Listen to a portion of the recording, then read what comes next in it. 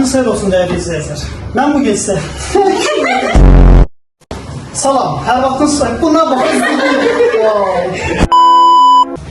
Salam, hər vaxtınız xeyir olsun. Başlayalım.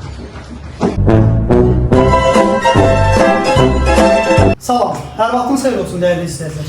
Mən bu gecə Xürrəmlər Hərəkatı haqqında məlumat verəcəm. Gəlin görək, Xürrəmlər Hərəkatı niyə baş verib, harada baş verib, başçıları kim idi və kimlərə qarşı baş verib. İlk növbədə bilməliyik ki, Azərbaycan Ərəb xilafətinin tərkibində olarkən bir sıra amansız belə deyək də rəftarla, qaydalarla üzləşmişik. Bunlar hansılarıydı? Ərəblərin ağır vergi siyasəti. Gəlin bunlara qeyd edək.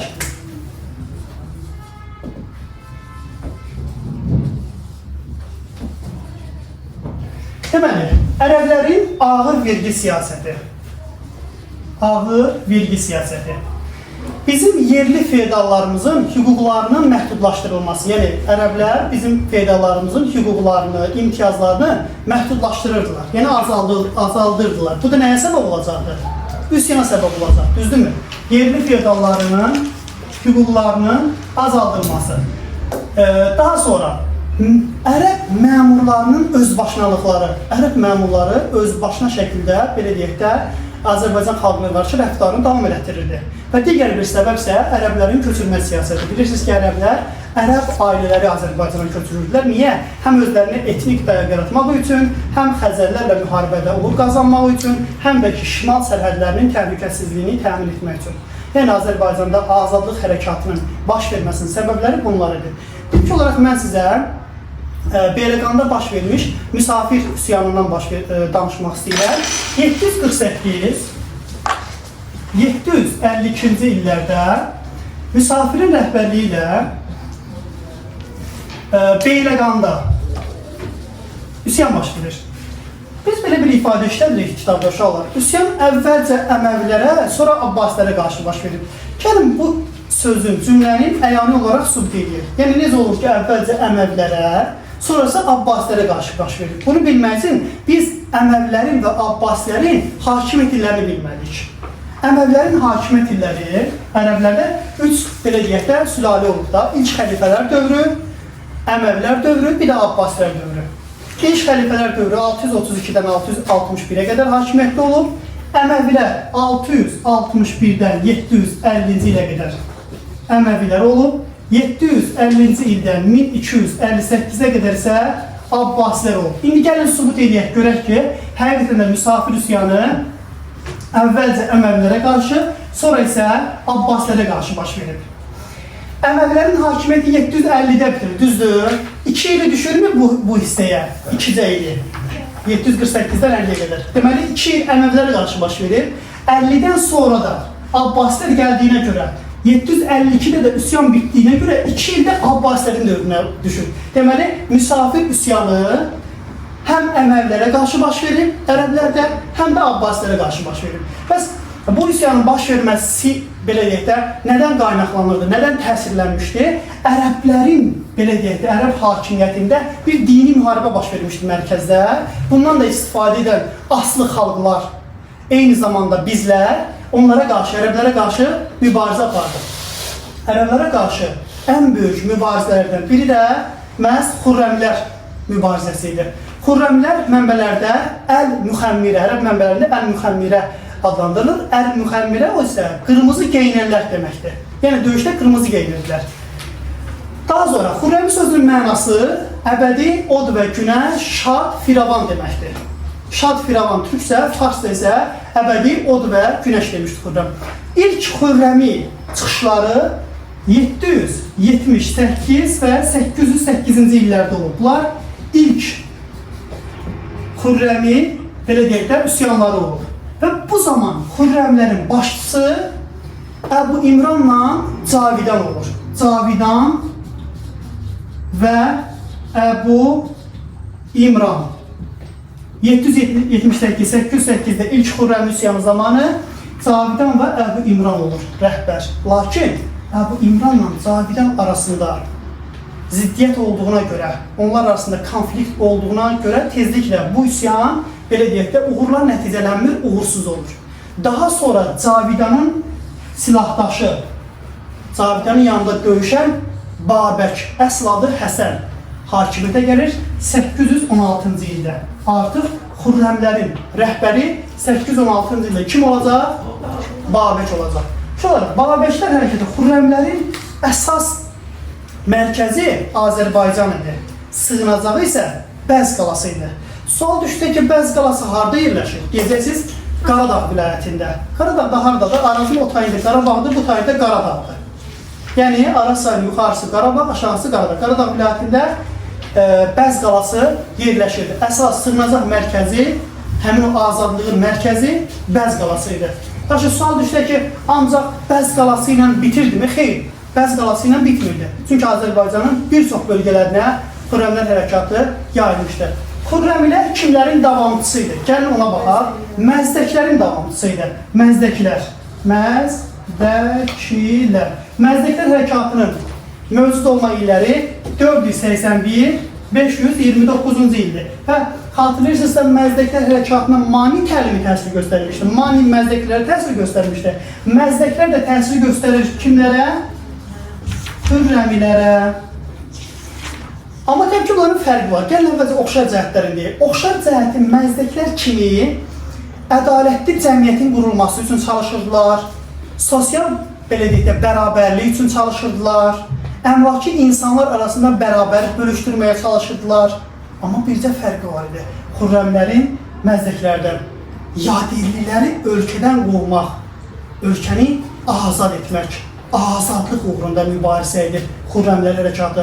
Baxın, bu hadisə Məzdəklərdən fərqləndirirdi. Bu bizim fərqimizdir. Yəni, bizim deyək də Xürrəmlərin Məzdəklərdən fərqidir. Daha sonra gəlin artıq yavaş-yavaş çıxışlara başlayaq. İlk Babəklərə qarşı göndərilən nizami ordu, yəni Ərəblər tərəfindən Babəklərə, Xürrəmlərə qarşı göndərilən ilk nizami ordu 819-cu ildə olmuşdu. 819-cu ildə Ərəblər Xürrəmlərə qarşı ilk nizamlıq ordu göndərmişdi. Amma bu ordu məğlub olmuşdu. Bəli, Ərəblər məğlub olmuşdu.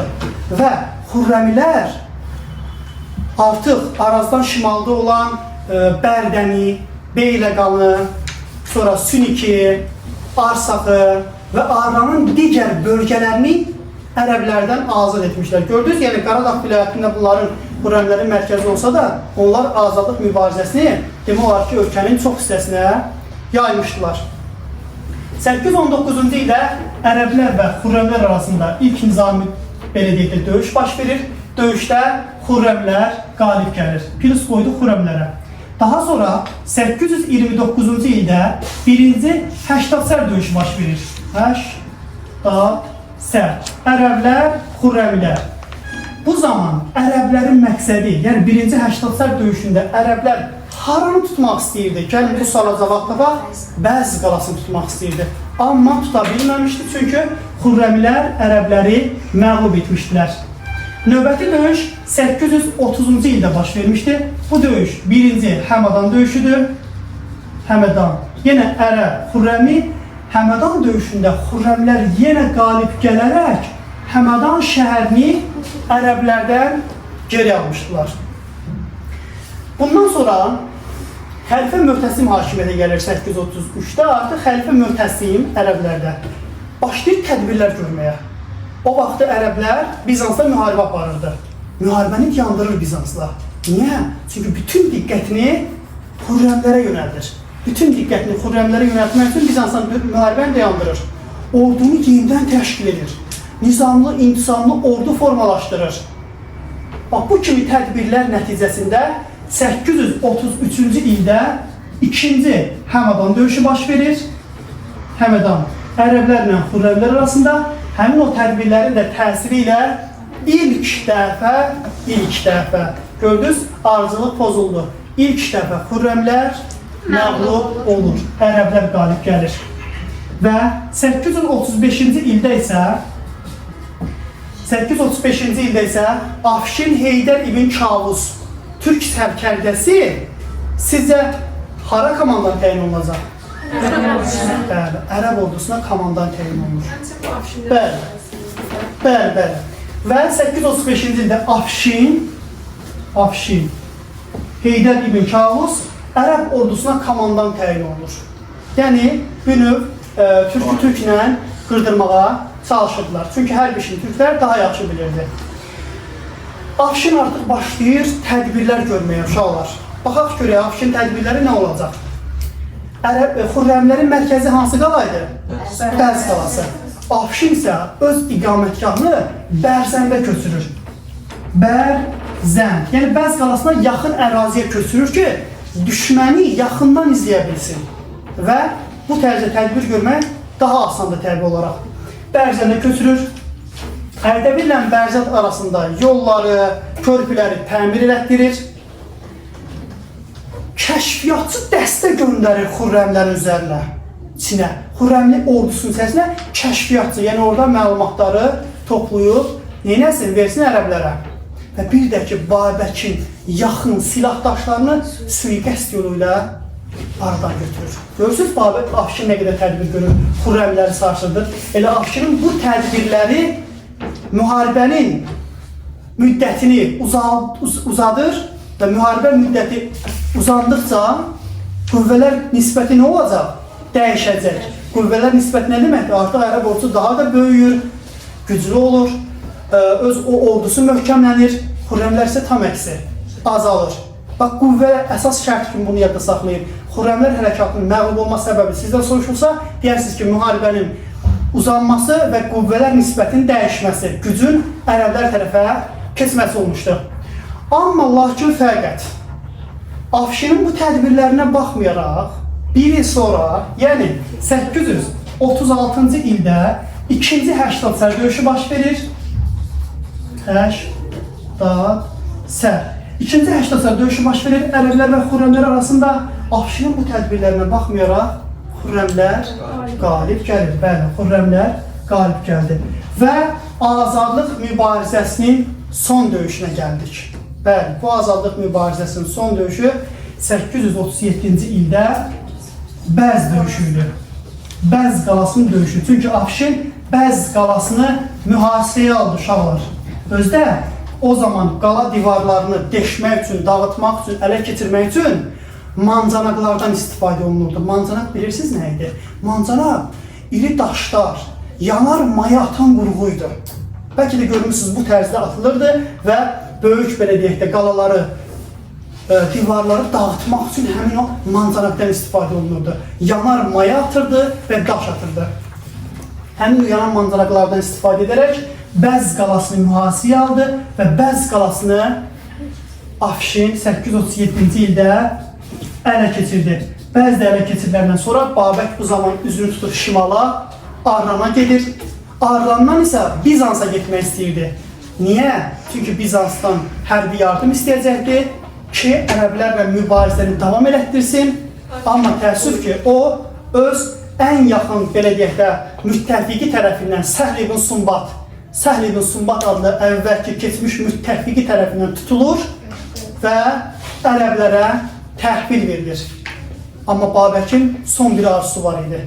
Bəz qalası ilə vidalaşmaq. Və Babək son dəfə Afşindən bir istəyi olur ki, məni son olaraq Bəz qalası ilə vidalaşmaqla şərait yaratsın. Afşin də bu şərait yaradır və sonuncu dəfə Babək Bəz qalası ilə vidalaşandan sonra 838-ci ildə Samira şəhərinə aparılır və orada edam olunur. Onu da qeyd edim ki, Babəkin ən məşhur bir sözü var. 40 il miskin qul kimi ömür sürməkdənsə bir gün ağa kimi yaşamaq daha yaxşıdır demişdi. Bunu öz oğluna demişdi. Oğlu ərəblərdən aman diləmək istəmişdi, amma o oğluna cavabında bu, belə deyək də, ifadəni işlətmişdi. Bu da bizim gündəlik həyatda həqiqətən də çox, belə deyək də, ümüşək sözümüzdür. Hamımız bundan bir ibrət götürürük ki, həqiqətən də yeri gəlsə bir gün yaşamalıyıq, amma yaxşı yaşamalıyıq, müstəqil yaşamalıyıq. Kiminsə boyunduruğu altında yaşamaqdansa bircə saat, bircə gün bizim üçün azad yaşamaq hər şeydən üstündür. Bu mənim Xürrəmlər hərəkatı haqqında verdiyim məlumat. Dinlədiyinizə görə təşəkkür edirəm.